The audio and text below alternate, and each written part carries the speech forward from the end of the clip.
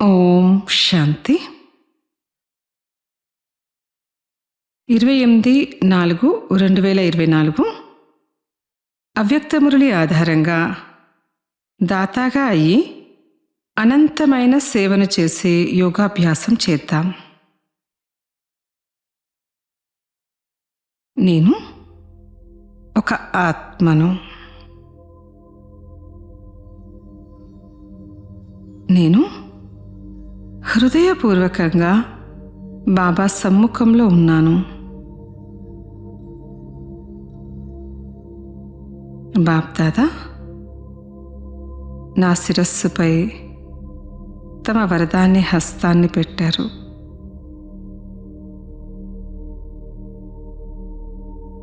ఈ వరదాని హస్తం నుండి వెలువడుతున్న బంగారు ప్రకాశం నాలోకి ప్రవేశిస్తుంది.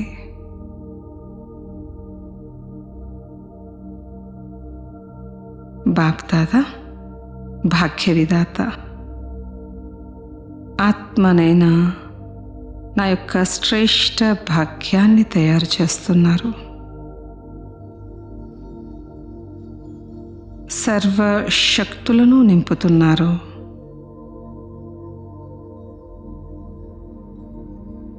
బాప్దాదా యొక్క ఉన్నతోన్నతమైన వరదానాన్ని ప్రాప్తి చేసుకునే నేను యోగ్యమైన ఆత్మను.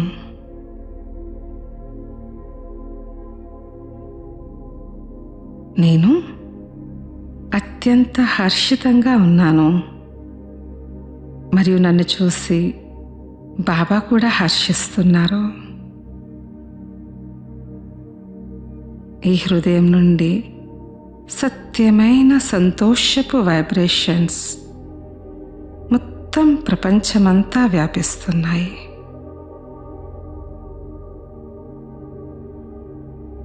మొత్తం ప్రపంచంలోని దుఃఖాలను నేను దూరం చేస్తున్నాను.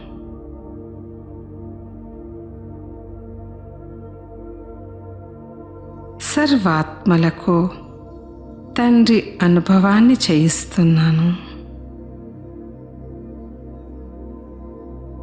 ఇటువంటి అనంతమైన సేవను చేసే పరమాత్ముని యొక్క సహచరుణ్ణైన సేవాధారిని నేను.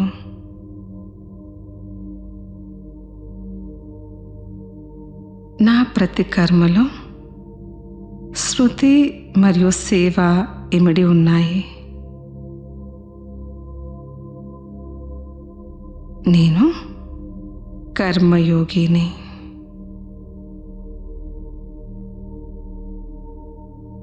ఎలాగైతే ఆత్మ మరియు శరీరం కలిసి ఉన్నాయో అలాగే నా స్మృతి మరియు సేవ కూడా కలిసే ఉన్నాయి. నాకు స్వతహాగానే స్వమానాలు స్మృతిలో ఉంటాయి. నా స్మృతి కూడా సహజంగా శక్తిశాలిగా అవుతూ ఉంది. నేను సంపూర్ణ స్వమానధారిని. బాబా సమానమైన దాతను. తీసుకునే వారిని కాను, ఇచ్చేటువంటి పూజ్య ఆత్మను నేను.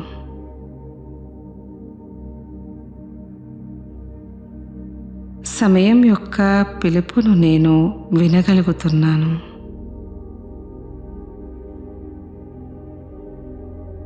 సమయం అనుసారంగా నా దాతాతనపు గుణము ప్రకటితమవుతూ ఉంది. నేను అనంతమైన వృత్తిని కలిగి ఉన్నాను.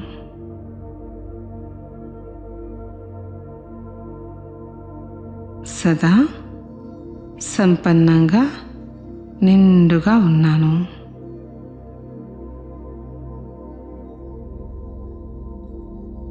ఎవరు ఎలా ఉన్నా, ఏమై ఉన్నా నేను ఇవ్వాల్సిందే. శుభభావన పెట్టాల్సిందే. ఎవరు ఇచ్చినా ఇవ్వకపోయినా కానీ నేను దాతాగా అవ్వాల్సిందే. నేను క్షమ యొక్క మాస్టర్ సాగరుణ్ణి.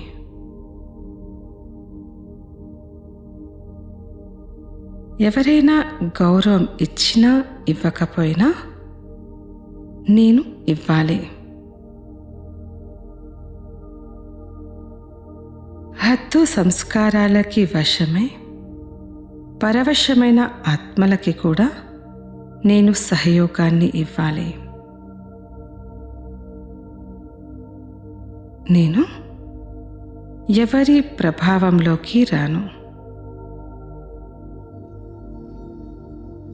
ఎవరివైనా నడవడిక కానీ, మాటలు కానీ, కర్మలేవైనా కానీ నాకు మంచిగా అనిపించకపోతే వాటిని నేను నా మనసులోకి కానీ బుద్ధిలోకి కానీ తీసుకోను.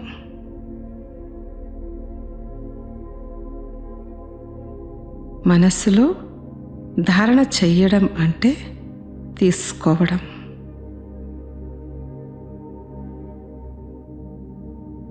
నేను తీసుకునే వారిని కాను, ఇచ్చేటువంటి పూజ్య ఆత్మను.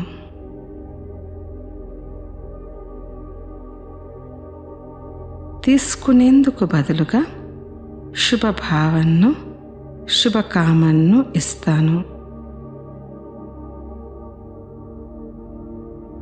మనస్సును, బుద్ధిని ఖాళీగా ఉంచుకుంటున్నాను. ఒక దృశ్యాన్ని ఎదురుగా తీసుకొస్తున్నాను. ఒక పెద్ద సూట్ కేసులో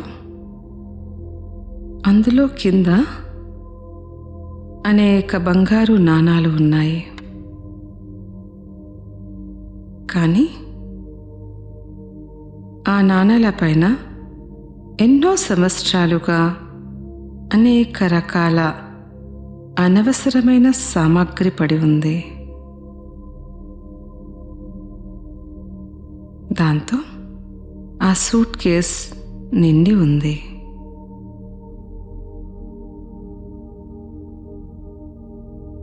బంగారు నాణాలు ఉన్నప్పటికీ కూడా అవి అడుగున ఉన్న కారణంగా సమయానికి కార్యంలోకి తీసుకురావడానికి ఎంతో కష్టం అనిపిస్తుంది. ఇప్పుడు నేను కొద్ది సమయం తీసి మనసును కుదుటపరుచుకొని ఒక్కొక్కటిగా ఆ మొత్తం అనవసరమైన సామాగ్రి అంతటిని బయటకు తీస్తున్నాను.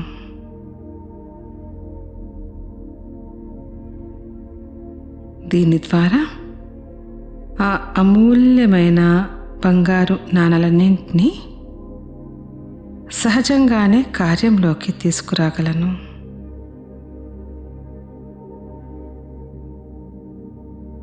నేను నా మనస్సుని కుదుటపరుచుకొని మనస్సు మరియు బుద్ధిలో ఉన్న మొత్తం వ్యర్థ భావనలను మరియు సంస్కారాలను ఖాళీ చేస్తున్నాను.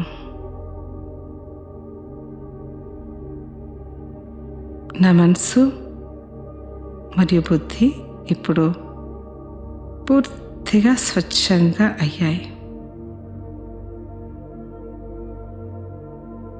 సత్యమైన మనసుతో నేను సదా తండ్రికి సహచరునిగా ఉన్నాను.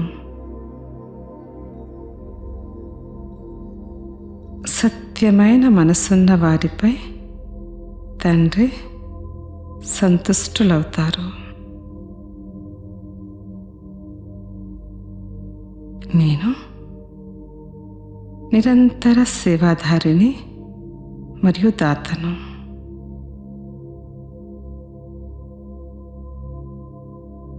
నాకు బాబా నుండి సర్వప్రాప్తులు అనుభవమవుతున్నాయి.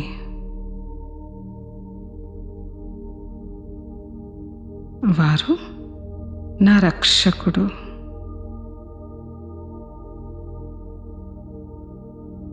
నేను ఎటువంటి కోరిక పెట్టుకునే అవసరమే లేదు.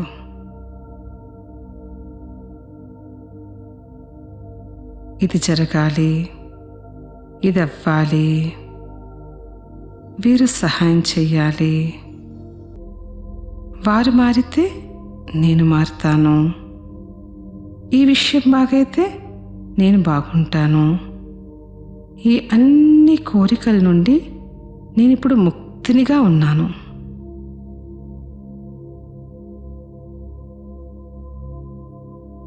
నాకు కోరికలంటే ఏమిటో తెలియవు. నాకు సూక్ష్మంగా కానీ స్థూలంగా కానీ తీసుకోవాలన్న కోరికే లేదు. నేను ఇచ్చేటువంటి పూజ్య ఆత్మను.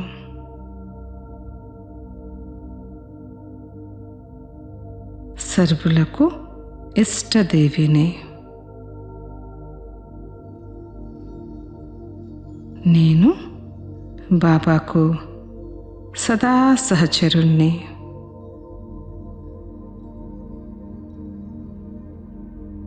నా శృతి లేకుండా తండ్రి ఉండలేరు.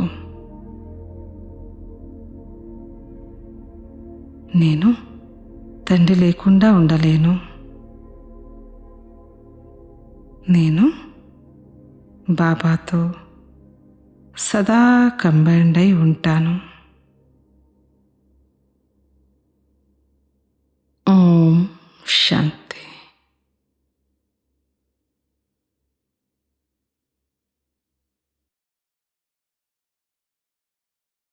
ఓం శాంతి. మధురమైన పిల్లలారా, అనంతమైన తండ్రి మనకు తండ్రి, శిక్షకు సద్గురు కూడా అయ్యారు. వారు సర్వవ్యాపి కాదు, అది మీరు రుజువు చేసి చెప్పండి. ప్రశ్న: ఇప్పుడు ప్రపంచంలో అతి దుఃఖం ఎందుకు ఉంది? దుఃఖానికి కారణాలు వినిపించండి. మొత్తం ప్రపంచం పైన ఇప్పుడు రాహు దశ ఉన్నది. దుఃఖానికి కారణం ఇదే. వృక్షపతి అయిన తండ్రి వచ్చినప్పుడు అందరిపై బృహస్పతి దశ కూర్చుంటుంది. సత్యత్రేతాయుగాలలో బృహస్పతి దశ ఉంటుంది. రావణుని నామరూపాలు కూడా ఉండవు.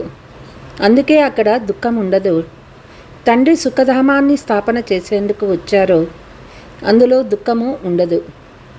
ఓం శాంతి. మధురాతి మధురమైన పిల్లలు ఆత్మీక తండ్రి కూర్చొని అర్థం చేయిస్తూ ఉన్నారు. ఎందుకంటే పిల్లలందరూ మనము ఆత్మలము, మన ఇంటి నుండి అంటే చాలా దూరం నుండి ఇక్కడికి వచ్చామని తెలుసుకున్నారు. ఇక్కడికి వచ్చి పాత్ర చేసేందుకు ఈ శరీరంలో ప్రవేశిస్తాము. పాత్రను అభినయించేది ఆత్మ. ఇక్కడ పిల్లలు స్వయాన్ని ఆత్మగా భావిస్తూ తండ్రి స్మృతిలో కూర్చొని ఉన్నారు. ఎందుకంటే స్మృతి ద్వారా పిల్లలు మీ జనం జన్మల పాపాలు భస్మమైపోతాయని తండ్రి అర్థం చేయించారు. వాస్తవానికి దీనిని యోగమని కూడా అనరాదు. యోగము నేర్పించేవారు సన్యాసులు. విద్యార్థులకు టీచర్తో కూడా యోగం ఉంటుంది. అలాగే పిల్లలకు తండ్రితో యోగం ఉంటుంది. ఇది ఆత్మ పరమాత్మ అంటే తండ్రి పిల్లల కలయిక. ఇది కళ్యాణకారి మిలనము. మిగిలినవన్నీ అకల్యాణమైనవే. ఇది పతిత ప్రపంచం కదా. మీరు ప్రదర్శని లేక మ్యూజియంలో అర్థం చేయించినప్పుడు ఆత్మ పరమాత్మల పరిచయాన్ని ఇవ్వడం బాగుంటుంది. ఆత్మలంతా పిల్లలు, వారేమో పరంపిత పరమాత్మ పరంధామంలో ఉంటారు. ఏ పిల్లలైనా వారి లౌకిక తండ్రిని పరంపిత అని అనరు. దుఃఖములోనే ఓ పరంపిత పరమాత్మ అని వారిని తలుచుకుంటారు. పరమాత్మ ఉండేది పరంధామంలో. ఇప్పుడు మీరు ఆత్మ పరమాత్మల జ్ఞానము అర్థం చేయించినప్పుడు కేవలం ఇద్దరు తండ్రులను మాత్రమే అర్థం చేయించరాదు. వారు తండ్రే కాక శిక్షకులు కూడా అని తప్పకుండా అర్థం చేయించాలి. మనమంతా భాయి భాయి, వారు ఆత్మలందరి తండ్రి. భక్తి మార్గంలో అందరూ భగవంతుడైన తండ్రిని స్మృతి చేస్తారు. ఎందుకంటే భగవంతుని ద్వారా భక్తికి ఫలితం లభిస్తుంది. తండ్రి నుండి పిల్లల వారసత్వం తీసుకుంటారు. భగవంతుడు పిల్లలకు భక్తి ఫలము ఇస్తారు. ఏమిస్తారు? ఈ విశ్వానికి చక్రవర్తులుగా చేస్తారు. అయితే మీరు కేవలం తండ్రి అని మాత్రమే రుజువు చేయరాదు. వారు చదువు నేర్పించే టీచర్ కూడా అయినారు. అంతేకాక సద్గురువు కూడా అయ్యారు. ఈ విధంగా అర్థం చేయించినట్లయితే సర్వవ్యాపి అనే భావన మనుషుల బుద్ధి నుండి ఎగిరిపోతుంది. ఈ విషయాన్ని చేర్చండి. తండ్రి జ్ఞానసాగర్లు వారి వచ్చి రాజయోగాన్ని నేర్పిస్తారు. వారు శిక్షణ ఇచ్చి టీచర్ కూడా అయ్యారు, విద్య నేర్పిస్తారు. కాబట్టి వారు సర్వవ్యాపి ఎలా అవుతారు? టీచర్ వేరే, విద్యార్థులు వేరే. ఏ విధంగా తండ్రి వేరే, పిల్లలు వేరే ఉంటారు, ఇది కూడా అంతే. ఆత్మ వేరే, పరమాత్మ వేరే. ఆత్మ తండ్రి స్మృతి చేస్తాయి, వారిని మహిమ చేస్తాము. తండ్రే మానవ సృష్టికి బీజము. వారొచ్చి మనకి మానవ సృష్టి ఆది మధ్యాంత జ్ఞానాన్ని వినిపిస్తూ ఉన్నారు. తండ్రి స్వర్గ స్థాపన చేస్తారు, మనం స్వర్గవాసులుగా అవుతాము. అలాగే ఇద్దరు తండ్రులు ఉన్నారని కూడా అర్థం చేయిస్తారు. లౌకిక తండ్రి పాలన చేస్తారు. టీచర్ వద్దకు చదువుకునేందుకు వెళ్ళవలసి ఉంటుంది. 60 సంవత్సరాల తర్వాత వానప్రస్థ అవస్థలోకి వెళ్ళేందుకు గురువులను ఆశ్రయించాల్సి ఉంటుంది. తండ్రి, టీచర్, గురువులు వేరువేరుగా ఉంటారు. అనంతమైన తండ్రి ఆత్మలందరికీ తండ్రి. జ్ఞానసాగర్లు మానవ సృష్టికి బీజరూపులు. సచ్చిత్ ఆనంద స్వరూపులు, సుఖసాగర్లు, శాంతి సాగర్లు. వారి మహిమను ప్రారంభించి వర్ణించండి. ఎందుకంటే ప్రపంచంలో అనేక మతభేదాలు ఉన్నాయి. సర్వవ్యాపి అయితే టీచర్గా అయ్యి ఎలా చదివిస్తారు? సద్గురువు కూడా అయ్యారు. అందరికీ మార్గదర్శకులై తిరిగి తీసుకువెళ్తారు. శిక్షణ కూడా ఇస్తారు, అంటే స్మృతి కూడా నేర్పిస్తారు. భారతదేశ ప్రాచీన యోగము మహిమ చేయబడింది. అతి పురాతనమైనది సంగమ యుగము. ఇది కొత్త ప్రపంచానికి, పాత ప్రపంచానికి మధ్య ఉంటుంది. ఇప్పటి నుండి 5000 సంవత్సరాల క్రితం తండ్రి వచ్చి తనవారిగా చేసుకున్నారని, అంతేకాక మన టీచర్గా, సద్గురువుగా కూడా ఉన్నారని మీకు తెలుసు. వీరు కేవలం మనకు తండ్రి మాత్రమే కాదు, జ్ఞానసాగర్లు అంటే టీచర్ కూడా అయ్యారు. చదువు నేర్పిస్తారు. సృష్టి ఆది మధ్యంతాల రహస్యాలను అర్థం చేయిస్తారు. ఎందుకంటే వారు బీజరూపులు. వృక్షపతి కూడా వారే. భారతదేశంలోనికి వచ్చినప్పుడు భారతదేశంపై బృహస్పతి దశ కూర్చుంటుంది. సత్యయుగంలో అందరూ సదా సుఖప్రదమైన దేవీ దేవతలు ఉంటారు. అందరిపై బృహస్పతి దశ ఉంటుంది. మళ్ళీ ప్రపంచం తమో ప్రధానమైనప్పుడు అందరిపై రాహు దశ కూర్చుంటుంది. వృక్షపతిని గురించి ఎవ్వరికీ తెలియదు. తెలియనందున వారసత్వం ఎలా లభిస్తుంది? మీరు ఇక్కడ కూర్చొని ఉన్నప్పుడు అశరీరులుగా అయి కూర్చోండి. ఆత్మ వేరే, ఇల్లు వేరే. జ్ఞానమైతే మీకు లభించింది. ఈ శరీరము పంచతత్వాల బొమ్మ. అందులో ఆత్మ ప్రవేశిస్తుంది. అందరి పాత్ర నిశ్చయింపబడి ఉంది. మొట్టమొదట తండ్రి సుప్రీం తండ్రే కాక సుప్రీం టీచర్ కూడా అని అందరికీ అర్థం చేయించాలి. లౌకిక తండ్రి, టీచర్, గురువులు తేడాను తెలిపేస్తే వెంటనే అర్థం చేసుకుంటారు, వాదించరు. ఆత్మల తండ్రిలో మొత్తం జ్ఞానమంతా ఉంది. ఇది వారి ప్రత్యేకత. వారే మనకు రచన ఆది మధ్యాంత రహస్యాన్ని అర్థం చేయిస్తారు. ఇంతకుముందు ఋషులు మునులు మొదలైన వారు మాకు రచయిత రచన ఆది మధ్యాంతాలు తెలియని చెప్పేవారు. ఎందుకంటే అప్పుడు వారు సతోగుణంలో ఉండేవారు. ప్రతి వస్తువు సతో ప్రధానము, సతో రజో తమోల్లోకి తప్పకుండా వస్తుంది. కొత్తది నుండి పాతదిగా తప్పకుండా అవుతుంది. మీకు ఈ సృష్టి చక్రం ఆయుష్ గురించి తెలుసు. మానవులు దీని ఆయుష్ ఎంతో కూడా మర్చిపోయారు. ఈ శాస్త్రాలు మొదలైనవన్నీ భక్తి మార్గం కొరకు తయారు చేశారు. చాలా తప్పులు వ్రాసేశారు. అందరికీ తండ్రి ఒక్కరే, సద్గతి దాత కూడా ఒక్కరే. గురువులు అనేక మంది ఉన్నారు, కానీ సద్గతి ఇచ్చే సద్గురువు ఒక్కరే. సద్గతి ఎలా జరుగుతుందో కూడా మీ బుద్ధిలో ఉన్నది. ఆది సనాతన దేవీ దేవత ధర్మంనే సద్గతి అంటారు. అక్కడ చాలా కొద్దిమంది మనుషులు మాత్రమే ఉంటారు.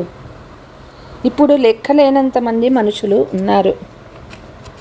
అక్కడ కేవలం దేవతల రాజ్యం ఉంటుంది. ఆ తర్వాత వంశము వృద్ధి చెందుతుంది. 1వ లక్ష్మీనారాయణ 2వ 3వ కొనసాగుతూ వస్తుంది. మొదటివారు ఉన్నప్పుడు చాలా కొద్దిమంది మనుషులు మాత్రమే ఉంటారు. కేవలం మీకు మాత్రమే ఈ ఆలోచనలు వస్తూ ఉంటాయి. సర్వ ఆత్మలకు తండ్రి ఒక్కరే అని, వారే భగవంతుడని పిల్లలు మీకు తెలుసు. వారు అనంతమైన తండ్రి, హద్దులోని తండ్రి ద్వారా హద్దు వారసత్వం లభిస్తుంది. బేహద్దు తండ్రి ద్వారా బేహద్దు వారసత్వం లభిస్తుంది. 21 తరాల స్వర్గ చక్రవర్తి పదవి 21 తరాలు అనగా ముసలితనం వచ్చినప్పుడు శరీరాన్ని వదులుతారు. అక్కడ స్వయాన్ని ఆత్మగా తెలుసుకుంటారు. ఇక్కడ దేహాభిమానంలో ఉన్నందున ఆత్మ ఒక శరీరాన్ని వదిలి మరొకటి తీసుకుంటుందని అర్థం చేసుకోరు. ఇప్పుడు దేహాభిమానులను ఆత్మాభిమానిగా తయారు చేసేది ఎవరు? ఈ సమయంలో ఒక్కరు కూడా ఆత్మాభిమానిగా లేరు. తండ్రే వచ్చి ఆత్మాభిమానిగా చేస్తారు. సత్యయుగంలో వారికి ఆత్మ ఒక పెద్ద శరీరం వదిలి చిన్న శిశువుగా అవుతుందని తెలుస్తుంది. సర్పం ఉదాహరణ కూడా ఉంది. ఈ సర్పము, భ్రమరము మొదలైన ఉదాహరణలన్నీ ఇక్కడివే, ఈ సమయానికి చెందినవే. ఇది తర్వాత భక్తి మార్గంలో కూడా పనికొస్తాయి. వాస్తవానికి బ్రహ్మణులైన మనమే భ్రమరాలు. మీరు పేడ పురుగు నుండి మనుషులను భూభూ చేసి దేవతలుగా చేస్తారు. తండ్రిలో జ్ఞానం ఉంది కదా, వారే జ్ఞాన సాగర్లు, శాంతి సాగర్లు. అందరూ శాంతిని యాచిస్తూ ఉంటారు. శాంతిదేవా అని ఎవరిని పిలుస్తారు? శాంతిదాతను లేక శాంతి సాగరుణ్ణి పిలుస్తారు. వారి మహిమను కూడా గానం చేస్తారు, కానీ అర్థం తెలియదు. నోటితో అలా చెప్తారు, కానీ ఏమాత్రమూ అర్థం చేసుకోలేరు. తండ్రి చెప్తూ ఉన్నారు, ఈ వేదశాస్త్రాలు మొదలైనవి భక్తి మార్గానికి చెందినవి. 63 జన్మలు భక్తి చేయాల్సిందే. అనేక శాస్త్రాలు ఉన్నాయి. శాస్త్రాలు చదివినందున లభించను. మీరు వచ్చి పావనంగా చేయమని నన్ను అందరూ పిలుస్తారు. ఇది తమో ప్రధానమైన మురికి ప్రపంచము. దేనికి పనికిరాదు. ఎంతో దుఃఖముంది. ఈ దుఃఖం ఎలా వచ్చింది? తండ్రి అయితే మీకు చాలా సుఖం ఇచ్చారు. మళ్ళీ మీరు మెట్లు ఎలా దిగారు? జ్ఞానము మరియు భక్తి అనే గాయనం కూడా ఉంది. జ్ఞానం తండ్రి వినిపిస్తారు, భక్తి రావణుడు నేర్పిస్తారు. చూడాలంటే తండ్రి కనిపించడు, రావణుడు కూడా కనిపించరు. ఇరువురిని ఈ కళ్ళతో చూడలేము. ఆత్మలు తెలుసుకోవచ్చు. మనం ఆత్మలైతే ఆత్మల తండ్రి కూడా తప్పకుండా ఉంటారు. వారు తండ్రి టీచర్స్ కూడా అయ్యారు. ఈ విధంగా మరెవ్వరు అవ్వరు. ఇప్పుడు 21 జన్మల కొరకు సద్గతి పొందుతూ ఉన్నారు. తర్వాత మీకు గురువుల అవసరమే ఉండదు. తండ్రి అందరికీ తండ్రి, అలాగే శిక్షకుడుకు అనగా చదివించే టీచర్ కూడా. అంతేకాక సర్వులకు సద్గతి ఇచ్చే సద్గురువు, సుప్రీం గురువు కూడా అయ్యారు. ముగ్గురిని సర్వవ్యాపి అనేందుకు వీలు లేదు. వారు సృష్టి ఆది మధ్యాంతాల రహస్యాన్ని తెలుపుతూ ఉన్నారు. మానవులు, ఓ పతిత పావన రండి, సర్వుల సద్గతిదాత రండి, సర్వుల దుఃఖాన్ని హరించండి, సుఖమివ్వండి, ఓ గాడ్ ఫాదర్, ఓ లిబరేటర్ అని స్మృతి కూడా చేస్తారు. అంతేకాక మాకు మార్గదర్శకులైన మమ్మల్ని తీసుకెళ్ళండి అని కూడా అంటారు. ఈ రావణ రాజ్యం నుండి ముక్తినిప్పించమని కోరుకుంటారు. రావణ రాజ్యం ఏ లంకలోనూ లేదు. ఇప్పుడున్న ప్రపంచం అంతటిపై ఈ సమయంలో రావణ రాజ్యం ఉంది. రామరాజ్యం కేవలం సత్యయుగంలోనే ఉంటుంది. భక్తి మార్గంలో మానవులు ఎంతో తికమక పడిపోయారు. ఇప్పుడు శ్రేష్టంగా అయ్యేందుకు మీకు శ్రీమతం లభిస్తూ ఉంది. సత్యయుగంలో భారతదేశం శ్రేష్టాచారిగా పూజ్యనీయంగా ఉండేది. ఇంతవరకు కూడా వారిని పూజిస్తూనే ఉన్నారు. భారతదేశంపై బృహస్పతి దశ ఉన్నప్పుడు సత్యయుగం ఉండేది. ఇప్పుడు రాహు దశలో భారతదేశం గతి ఏమైపోయిందో చూడండి. అందరూ అధర్మయుక్తంగా అయిపోయారు. తండ్రి ధర్మయుక్తంగా చేస్తాడు, రావణుడు అధర్మయుక్తంగా చేస్తాడు. రామరాజ్యం కావాలని కూడా అంటారు. అనగా రావణ రాజ్యంలో ఉన్నట్లే కదా. అందరూ నరకవాసులుగా ఉన్నారు. రావణ రాజ్యాన్ని నరకమని అంటారు. స్వర్గము నరకము సగం సగం ఉంటాయి. రామరాజ్యమని దేనిని అంటారో, రావణ రాజ్యం దేనిని అంటారో పిల్లలు మీకు తెలుసు. కాబట్టి మొట్టమొదట నిశ్చయ బుద్ధి కలవారిగా అవ్వాలి. వీరు మన తండ్రి, మనమంతా ఆత్మలము, పరస్పరం సోదరులము. తండ్రి నుండి అందరికీ వారసత్వం లభించే హక్కు ఉంది. వారసత్వం లభించింది కూడా తండ్రి రాజయోగాన్ని నేర్పించి సుఖధామానికి అధిపతులుగా చేస్తారు. మిగిలిన వారంతా శాంతిధామంలోకి వెళ్ళిపోయారు. వృక్షపతి చైతన్యమైన వారిని కూడా పిల్లలకి తెలుసు. వారు సచ్చిత్ ఆనంద స్వరూపులు. ఆత్మ సత్యమైనటువంటిది, చైతన్యం కూడా. తండ్రి కూడా సత్యము, చైతన్యము. వారు వృక్షపతి కూడా. ఇది తలక్రిందులుగా ఉన్న వృక్షం కదా. దీని బీజము ఉపరి భాగంలో ఉంది. మీరు తమో ప్రధానంగా అయినప్పుడు తండ్రే వచ్చి సతో ప్రధానంగా చేస్తారు. హిస్టరీ, జాగ్రఫీ పునరావృతం అవుతుంది. ఇప్పుడు మీరు తెలుపుతున్నారు. చరిత్ర, భూగోళము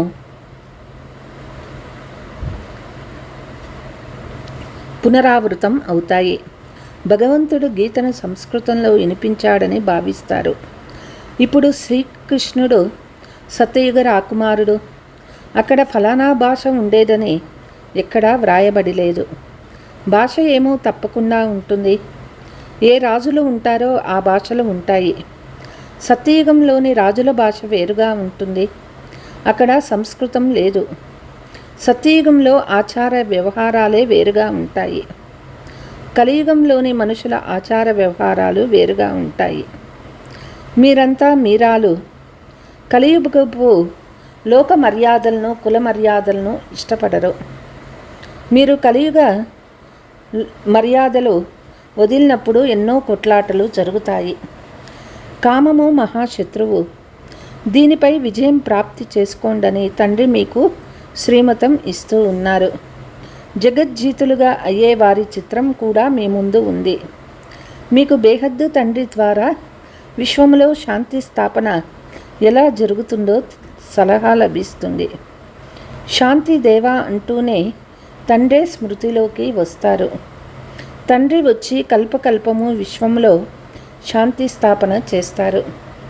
కల్పము ఆయువును చాలా పెద్దదిగా చూపించినందున మనుషులు కుంభకర్ణుని నిద్రలో మునిగిపోతారు. మొట్టమొదట మన తండ్రి తండ్రే కాక టీచర్ కూడా అయ్యారని మనుషులకు పక్కాగా నిశ్చయం చేయించండి. టీచర్ని సర్వవ్యాపి అని ఎలా అంటారు? తండ్రి వచ్చి ఎలా చదివిస్తూ ఉన్నారో పిల్లలు మనల్ని చదివించేందుకు వారు టీచర్ కూడా అయ్యారు.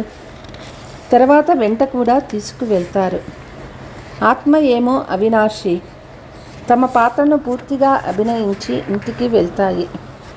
తిరిగి తీసుకువెళ్లేందుకు మార్గదర్శక్ కూడా కావాలి కదా. వారు దుఃఖము నుండి ముక్తి కలిగిస్తారు. మార్గదర్శకుడై అందరినీ తీసుకువెళ్తారు. अच्छा, मीठे मीठे सिकीलते बच्चों प्रति मात पिता बाप दादा का याद प्यार और गुड मॉर्निंग। रूहानी बाप की रूहानी बच्चों को नमस्ते।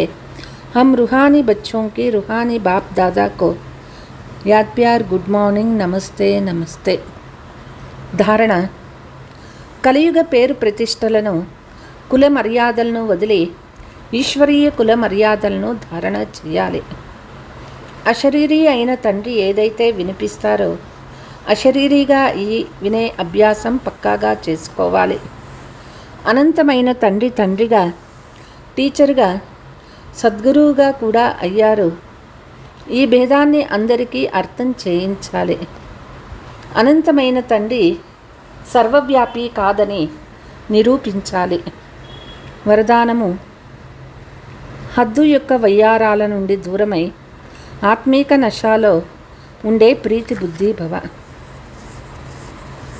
చాలామంది పిల్లలు హద్దు స్వభావ సంస్కారాలు చాలా చేస్తారు. ఎక్కడైతే నా స్వభావము, నా సంస్కారము శబ్దం వస్తాయో అక్కడ వయ్యారాలు, కొంటతనము ప్రారంభమవుతుంది. ఈ నాది అనే శబ్దమే చిక్కుల్లోకి తీసుకువస్తుంది.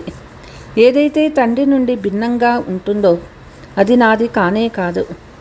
నా స్వభావము తండ్రి స్వభావానికి భిన్నంగా ఉండదు.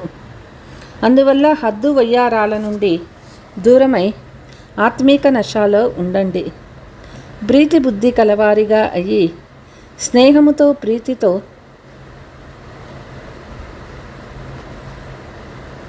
భలే చేయండి. స్లోగన్: తండ్రితో, సేవతో, పరివారంతో ప్రేమ ఉంటే శ్రమ నుండి దూరమవుతారు. అచ్చా, ఓం శాంతి.